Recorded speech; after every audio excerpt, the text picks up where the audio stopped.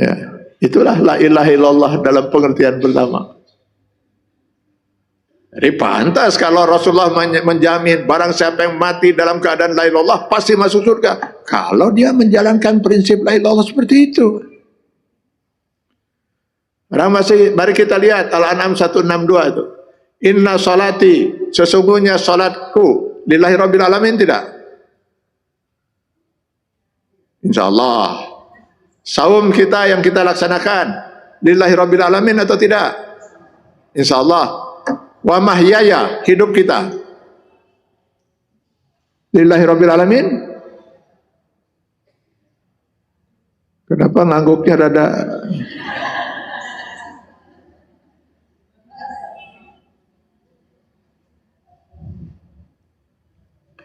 Ibu mengurus suami, mendampingi tugas suami, menyediakan untuk berbuka, menyediakan untuk sahur untuk suami, melayani suami lillahi rabbil alamin. Benar itu? Ikhlas karena mengharap ridha Allah.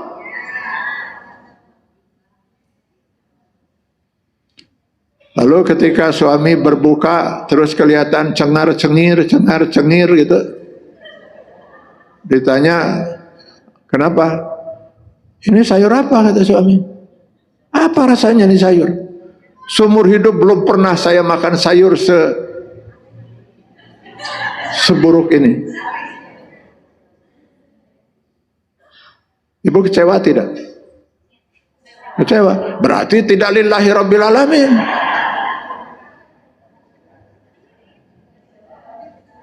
Tadi katanya lillahi rabbil alamin.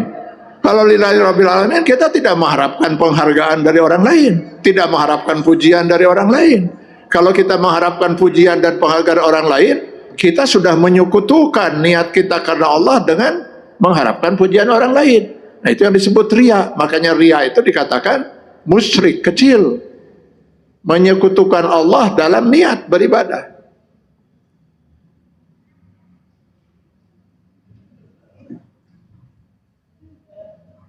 Nah, sekarang bakti ibu sebagai istri kepada suami ibadah tidak? Belum tentu.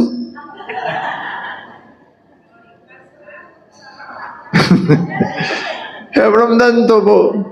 Ibadah itu syaratnya harus dua minimal. Syarat utamanya itu, pertama, yang kita lakukan itu sesuai dengan aturan dan hukum Allah, sesuai dengan Quran dan hadis.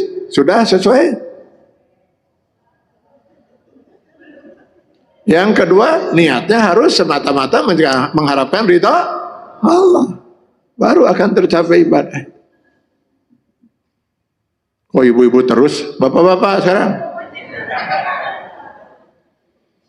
Bapak-bapak sekarang mencari nafkah untuk bisa menghidupi istri dan anak-anak. Ibadah bukan?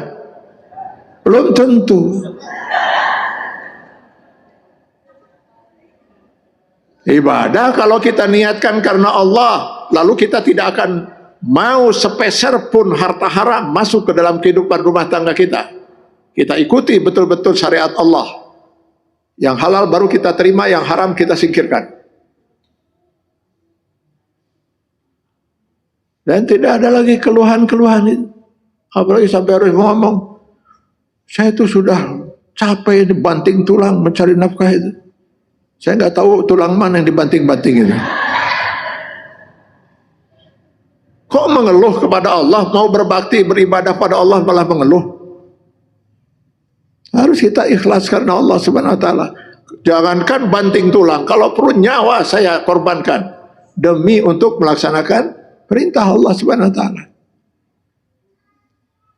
Nah, itu pengertian mengesahkan Allah dari segi zat, dalam zatnya maupun dalam pengabdian kita kepada Allah Subhanahu wa taala.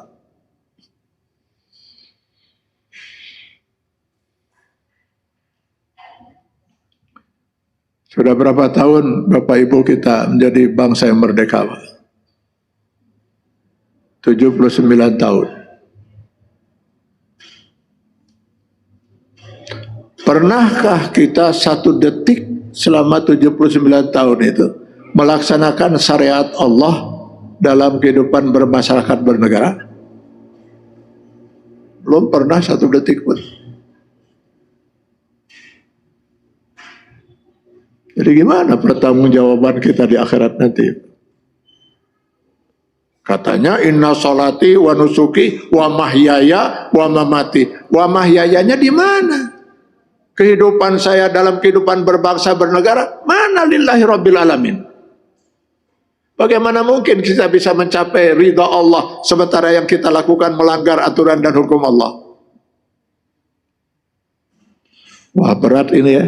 Berat bagi mereka yang punya wewenang untuk menjalankan aturan dan hukum di negeri ini. Mereka harus mempertanggungjawabkan itu nanti di akhirat itu. Anda sudah saya beri wewenang. Kenapa wewenang itu tidak Anda pergunakan untuk melaksanakan aturan dan hukum yang sudah saya tetapkan? Gimana pertanggungjawabannya?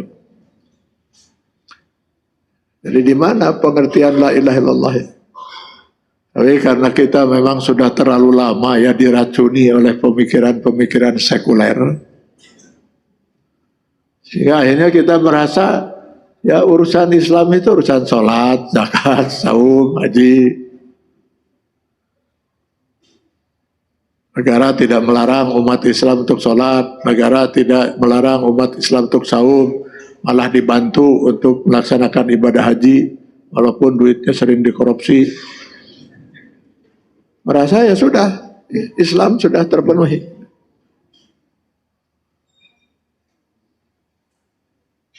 Baru satu ya, mengesahkan Allah dari segi zat. Yang kedua sekarang, mengesahkan Allah dari segi sifat-sifat Allah. Allah itu memiliki tak terhingga sifat kesempurnaan.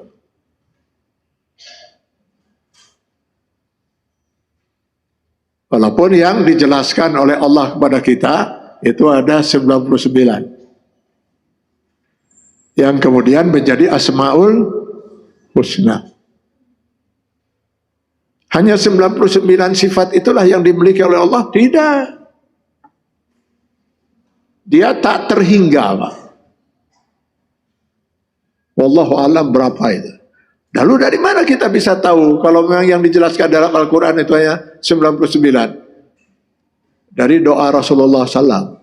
Ketika Rasulullah berdoa, saya berdoa ya Allah dengan menyebut asmamu yang kau sebutkan dalam Al-Quran, begitu pula sifat-sifatmu yang tidak engkau sebutkan.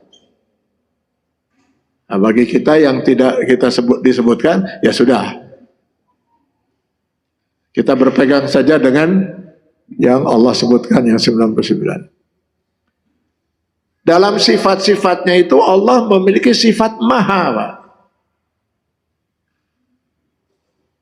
Maha pengasih, maha penyayang, maha kuasa, maha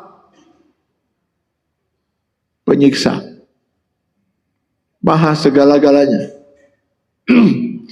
Yang dalam sifat-sifatnya ini tidak ada satupun makhluk yang serupa. Jadi ada mungkin manusia yang pengasih tapi tidak maha pengasih. Ada manusia yang penyayang terhadap sesamanya tapi tidak maha penyayang. Tidak ada satu makhluk pun serupa dengan Allah. Laisa kamislihi syai'un. Quran surat Asy-Syura ayat 11.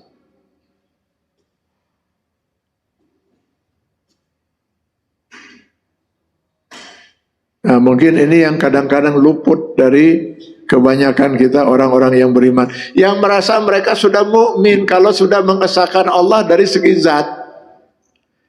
Dengan dia tidak meyakini ada ilah lain, zat lain sekutu Allah Subhanahu wa taala. Apa artinya seseorang mengesahkan Allah dari segi zat kalau dia tidak mengesahkan Allah dari segi sifat? Di mana dia meyakini bahwa betul tidak ada zat lain selain Allah, Tuhan lain selain Allah, ilah lain selain Allah, tetapi ada seseorang yang maha tahu sama dengan Allah Subhanahu wa taala, maha kuasa sama dengan Allah.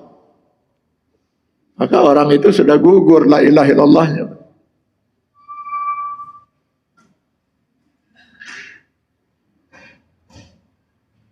Makanya kalau kita ikuti tadi di surat Al-Fatihah, kalau iyyaka na'budu itu mengesahkan Allah dalam segi zat sebagai ilah tempat kita mengabdi, maka wa iyyaka nasta'in, nah itu mengesahkan Allah dari segi sifatnya, salah satu sifatnya. Hanya Allah lah yang maha kuasa menolong kita. Tidak ada seorang pun atau sesuatu pun yang bisa menolong kita kecuali Allah. Harus begitu orang yang bertauhid itu, yang berhak masuk surga itu. Maka di dalam hadis Rasulullah mengatakan, "Iza sa'alta fas'alillah, wa iza sta'anta fasta'in billah." Jika kamu memohon sesuatu, mohonlah kepada Allah. Jika kamu mengharapkan pertolongan, maka mintalah pertolongan hanya kepada Allah. Hadis riwayat Ahmad, Tirmizi dari Ibnu Abbas.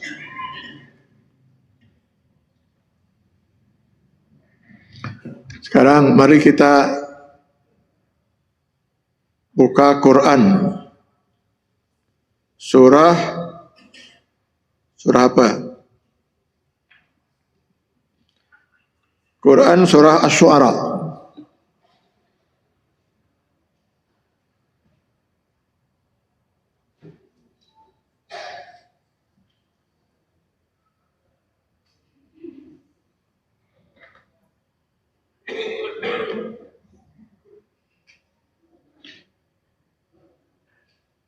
Surah Asy-Syu'ara, sudah ketemu Bu?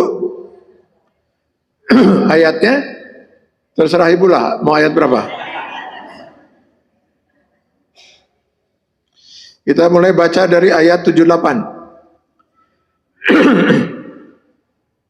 Ini enggak ada air minum ini.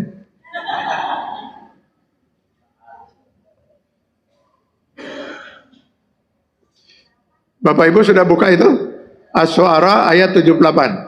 Ini saya perlu Bapak dan Ibu membacanya, ya, memperhatikan, ya.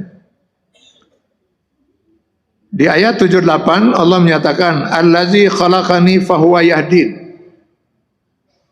Dialah Allah yang telah menciptakan aku dan dialah yang telah memberi petunjuk kepadaku.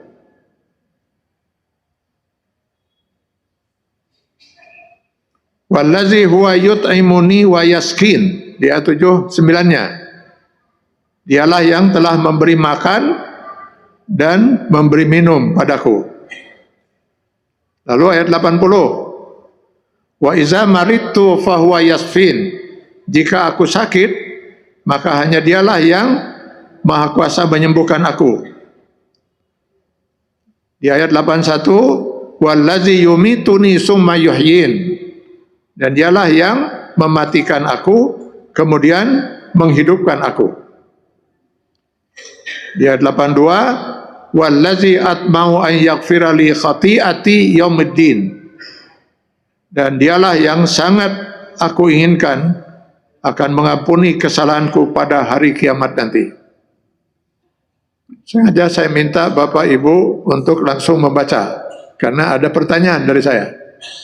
Dari 5 ayat ini 78 sampai 82, ya, ada yang terasa berbeda antara ayat 1 dan ayat yang lainnya? Ada terlihat nggak perbedaan di situ, Pak?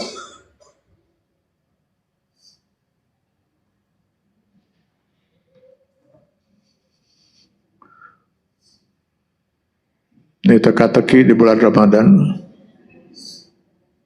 Ada? Ada yang menemukan? Kalau nggak ada, saya bantu. Coba perhatikan di sini. Di ayat 78, Allah mempergunakan domir huwa. Dia. Allazi khalaqani fahuwa yahdin. Dialah yang menciptakan dan dialah yang memberikan petunjuk. Ya. Di ayat 79, kembali lagi ada huwa di sana. Wallazi huwa yut'imuni. Dialah yang memberi makan, wa yaskin, dan memberi minum. Begitu juga di ayat 80. Wa iza maridtu fahuwa yasfin. Dialah yang menyembuhkan dikala aku sakit. Tapi coba lihat di ayat 81. Wallazi yumituni summa yuhyin. Tidak ada huwa. Huwa itu dia, ya. Kata ganti. Gak ada dia kan? Gak ada huwa di situ. 82. Wallazi atma'u an yaghfira li khati'ati yaumiddin. Tidak ada lagi juga huwa di situ. Jadi di 3 ayat pertama ada huwa, di 2 ayat terakhir tidak ada huwa. Kenapa? Hadiah akan saya berikan bagi yang bisa menjawab. Oh. Gak ada?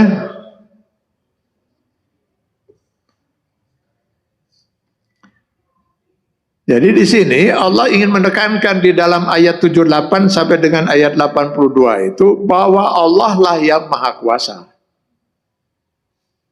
Tetapi kemahakuasaan Allah itu terkadang mempergunakan makhluk. Jadi kekuasaan Allah itu kita dapatkan juga lewat makhluknya. Ketika lewat makhluknya kekuasaan Allah itu kita dapatkan, maka dipergunakan kata huwa. Seperti di ayat 78, Allazi khalaqani fahuwa yahdin. Dialah yang menciptakan aku. Yang maha kuasa menciptakan kita siapa? Allah. Tapi ada nggak peran makhluk? Ada. Kalau ayah ibu kita waktu itu tidak berusaha, nah, boleh jadi kita nggak lahirkan. Jadi ada usaha makhluk. Fahuwa yahdin, dialah yang memberikan petunjuk kepada kita. Ada nggak peran makhluk di situ? Ada. Rasulullah menerima wahyu dari Allah, disampaikan kepada umat waktu itu, para sahabat mencatat, sampaikan pada kita. Oh, banyak itu peran makhluk sampai akhirnya Al-Quran sampai di tangan kita. Maka di situ dipergunakan kata huwa, penekanannya dia. Di ayat 79, wallazi huwa yut'imuni wa yaskin. Dialah yang maha kuasa memberi makan dan memberi minum. Yang maha kuasa memberi makan dan minum pada kita, memberi rezeki kepada kita untuk makan minum, siapa? Allah. Ada peran makhluk? Ada. Kan kita nggak langsung dapat hidangan dari langit dari Allah. Itu ya. Hujan turun itu, tapi kan ada proses dilakukan oleh kita lagi oleh makhluk katanya, sampai kita minum itu. Nah kemudian wa iza maritu fahuwa yasfin, jika aku sakit dialah yang maha kuasa menyembuhkan. Ada peran makhluk? Ada, makanya pakai huwa. Perannya apa? Ada dokter yang memeriksa kita, ada dokter yang operasi kita, ada dokter meneliti sampai membuat obat dan sebagainya. Ada peran di situ. Jadi Allah yang maha kuasa menyembuhkan, bukan dokter, bukan obat. Tetapi Allah menghargai usaha kita manusia. Sampai di situ masih ada huwa. Wallazi yumituni summa yuhyin. Nah, di sini tidak ada huwa. Dialah yang maha kuasa mematikan dan menghidupkan. Adakah peran makhluk? Tidak ada. Yang maha kuasa mematikan itu hanya Allah. Nah, bagaimana dengan manusia yang membunuh? Membunuh itu tidak bisa mematikan. Jadi kalau ada seorang misalnya membunuh orang lain, lalu Allah belum berkehendak untuk mematikan orang itu, tidak akan mati. Atau misalnya ada orang ingin bunuh diri, Allah belum menentukan ajalnya, belum mau mematikan orang itu, mau bunuh diri bagaimanapun tidak akan mati. Kalau bapak ibu tidak percaya, silakan coba. Silakan bapak ibu nanti pulang ke rumah bunuh diri. Saya jamin tidak akan mati. Mau bunuh diri bagaimanapun, silakan coba. Saya yakin tidak akan mati.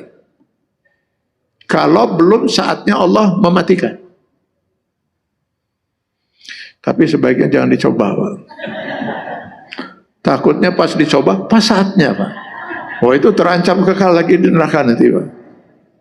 Tapi kalau sudah saatnya mati, hadirkan 1000 dokter. Tolong 1000 dokter, tahan, jangan sampai mati orang ini. Jangan sampai ruhnya keluar dari jasad. Mau diapain oleh dokter? Mau ditahan supaya gak keluar ruh itu, ditutupi mulut dan hidungnya? Atau mau bisa jadi malah lebih cepat matinya gitu? Lebih tersiksa paling tidak gitu. Jadi yang maha kuasa menghidupkan ya Allah. Jadi ngaco itu si Namrud itu. Ya. Ketika dia mengatakan ana uhyi wa umit, saya maha kuasa juga untuk menghidupkan dan mematikan. Mana buktinya? Kata Nabi Ibrahim. Ya panggil itu pasukan orang-orangnya itu. Ambil 2 orang katanya dari tahanan itu. Diambil. Bunuh yang satu. Bunuh. Mati dia. Lepaskan yang satu lagi. Lepaskan. Tuh. Saya menghidupkan dan mematikan. Ngaco itu. Itu dia membunuh bukan mematikan. Pak. Kebetulan sudah ajalnya. Pak. Maka dia mati. Yang tadi memang sudah hidup bukan dihidupkan. Tapi hebatnya Nabi Ibrahim ini kalau diajak terus berdebat urusan ini jadi panjang gitu kan. Maka sudah dibiarkan sajalah. Maka Nabi Ibrahim kemudian mengatakan pada Namrud, Tuhan saya menerbitkan matahari di timur. Lalu menenggelamkannya di barat. Kalau memang betul kamu Tuhan, terbitkan matahari sekarang dari barat, tenggelamkan di timur. Nah, sudah KO dia. Nggak bisa dia menghadapi itu. Oh, itu hebatnya Nabi Ibrahim. Ya. Jadi yang maha kuasa menghidupkan dan mematikan itu hanya Allah.